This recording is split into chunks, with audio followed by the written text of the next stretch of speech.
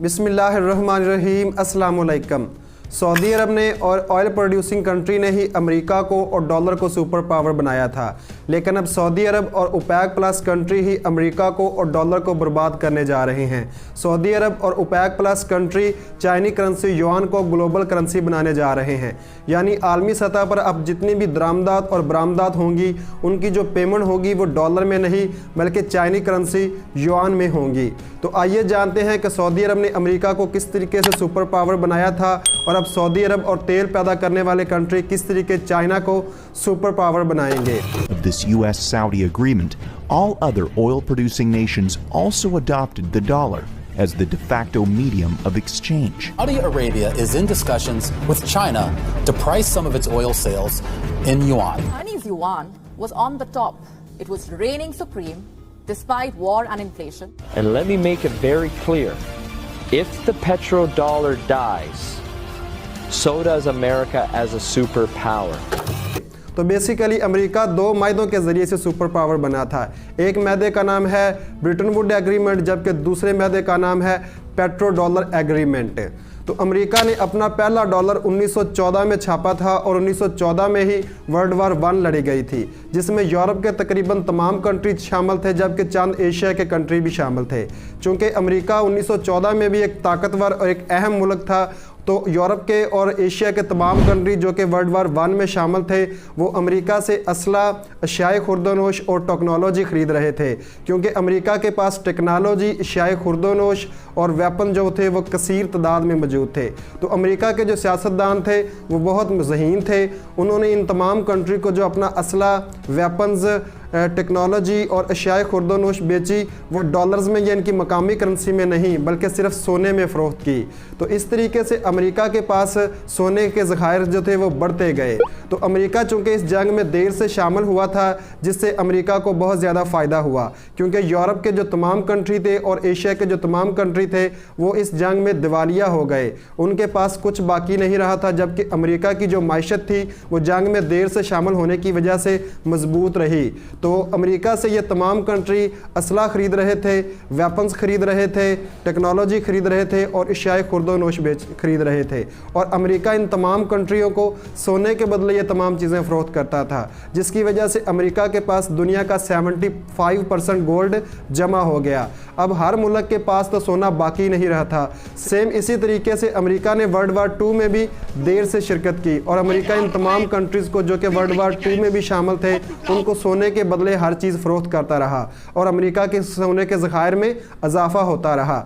World war 2 کے بعد جب پوری دنیا کنگال ہو چکی تھی اور ہر ملک دوسرے ملک سے جب تجارت کرتا تھا تو دوسرا ملک کہتا تھا کہ اس نے اپنی چیزوں کو ڈالر میں نہیں یا مقامی کرنسی نہیں بلکہ گولڈ میں فروخت کرنا ہے، چونکہ اب گولڈ کسی ملک کے پاس تھا نہیں، گولڈ جو تھا وہ 75% امریکہ کے پاس جمع ہو چکا تھا۔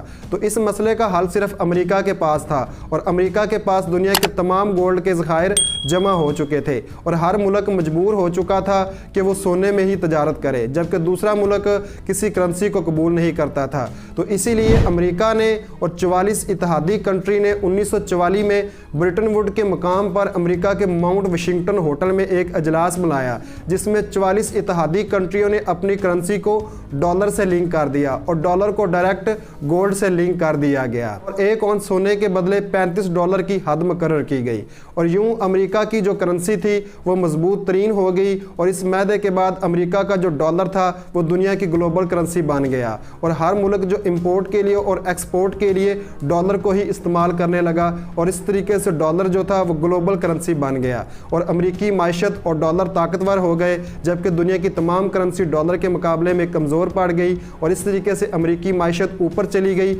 امریکہ طاقتور ہو گیا اور ڈالر دنیا کی مضبوط کرنسی بن گیا۔ جبکہ جو دوسرا معاہدہ تھا جس نے امریکہ کو اور ڈالر کو صحیح معنوں میں سپر پاور بنایا وہ پیٹرو ڈالر کا ایگریمنٹ تھا، جو سعودی عرب اور امریکہ کے درمیان 1973 میں ہوئے تھے۔ امریکہ کے صدر رچرڈ نکسن اور سعودی عرب کے فہد بن عبد العزیز نے اس معاہدے پر سائن کیے تھے۔ اس معاہدے کے تحت سعودی عرب کو پابند کیا گیا کہ سعودی عرب اپنے آئل کو صرف ڈالر میں فروخت کرے گا، جبکہ امریکہ نے اپنے ذمہ یہ لیا کہ وہ سعودی عرب کا ہر صورت دفاع کرے گا اور سعودی عرب کی سیکیورٹی کی ذمہ داری لے گا اور سعودی عرب کو جدید ویپن بھی دے گا۔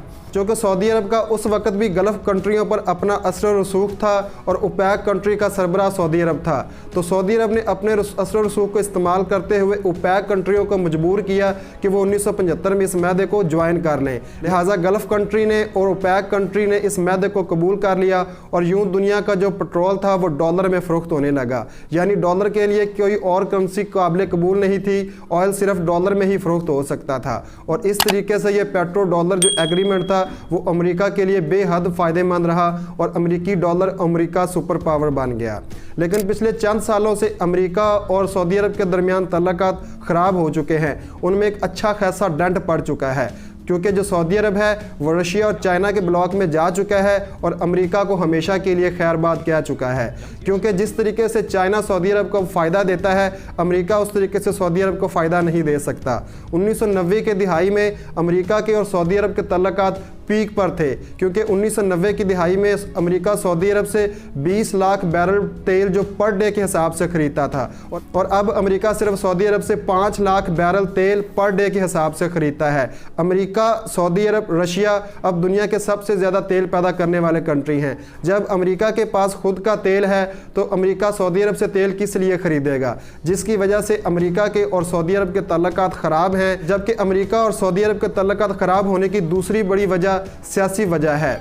अमेरिका सऊदी अरब से कुछ डिमांड करता है, जबकि सऊदी अरब अमेरिका से कुछ डिमांड करता है। लिहाजा अमेरिका सऊदी अरब की डिमांड पूरी नहीं कर पा रहा और सऊदी अरब अमेरिका की डिमांड पूरी नहीं कर पा रहा।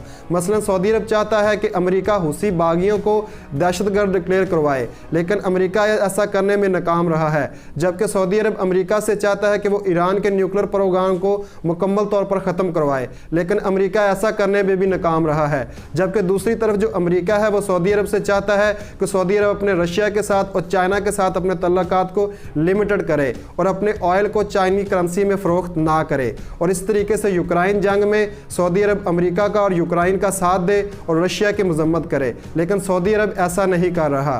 तो सऊदी अरब और चाइना के दरमियान जो तल्लुकात मजबूत हैं वो इस वजह से भी है कि चाइना जो है वो सऊदी अरब का 25% तेल खरीदता है। आप इमेजिन कर सकते हैं कि जब सऊदी अरब का अकेला चाइना 25% तेल खरीदेगा तो सऊदी अरब की इकॉनमी को किस कदर फ़ायदा देगा। तो सऊदी अरब और चाइना के दरमियान सिर्फ तेल की तजारत की वजह से तल्लुकात नहीं, बल्कि चाइना जो है वो सऊदी अरब के न्यूक्लियर प्रोग्राम में भी सऊदी अरब की हेल्प कर रहा है और सऊदी अरब के जो बैलिस्टिक मिसाइल हैं उनकी तैयारी में भी सऊदी अरब की मदद कर रहा है। यानी चाइना की मदद से सऊदी अरब खुद के बैलिस्टिक मिसाइल बनाएगा। तो दुनिया का जो 78% ऑयल है उसकी इंपोर्ट और एक्सपोर्ट डॉलर में होती है। तो आप इमेजिन कर सकते हैं कि जब सऊदी अरब, रशिया और ईरान अपने तेल को अपनी मकामी करेंसी में या किसी एक फिक्स करेंसी में कर लेंगे डॉलर को छोड़कर, तो डॉलर बर्बाद हो जाएगा। तो सऊदी अरब, चाइना, ईरान और भारत ब्रिक्स के थ्रू और ऑयल प्लस कंट्री के थ्रू ऐसा ही करने वाले हैं कि वो तेल को किसी और करेंसी में फ़रोख्त करने वाले हैं, डॉलर से छुटकारा हासिल करने वाले हैं। अगर OPEC plus country Russia, Saudi अरब और ईरान तेल को जो डॉलर की बजाय किसी और करेंसी में फ़रोख्त करने लगे तो डॉलर और अमेरिका बर्बाद हो जाएगा। और अनकरीब आप देखेंगे कि ब्रिक्स पर चाइना और रशिया अपना असर रसूख इस्तेमाल करेंगे और ओपेक पर सऊदी अरब अपना असर रसूख इस्तेमाल करेगा और अमेरिकी डॉलर से जान छुड़ा लेंगे। अगर इन्होंने ऐसा कर दिया तो अमेरिका सुपर पावर नहीं रहेगा, अमेरिका का जो डॉलर है वो भी ग्लोबल करेंसी नहीं रहेगा। अगर आपको ये मेरी वीडियो अच्छी लगी है तो वीडियो को लाइक करें और चैनल को सब्सक्राइब कर दें। शुक्रिया।